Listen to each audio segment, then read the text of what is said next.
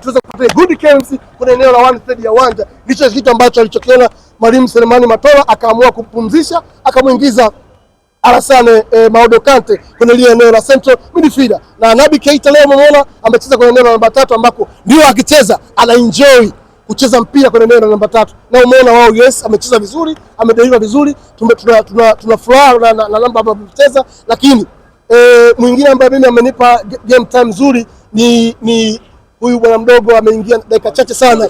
Acha na Morris Abraham, nimeshazungumzia Morris hapa. Huyu bwana mdogo Wilson Nagu, angalia, kuna moment moja ya hatari, ameweza kuifanyia interception, ameweza kupoka mpira miguuni mwa adui na hatimaye akafanya ile clearance. Walaki ni mchezaji mzuri ambaye akipata nafasi anacheza vizuri. Kwa hiyo tuendelee kumwamini, ni benchi la ufundi endelee kumwamini Wilson Nagu. Tuna beki mzuri wa kutumainia ambaye kimsingi namuona ataibeba Simba mabegani. Una Wilson Nagu, alafu unapacha Shamuka na Boy Inspector iliyopewa na Lucien Delok ambayo imeprove kwamba wao ni pacha bora. Tunataka kama Champions League na clean sheet.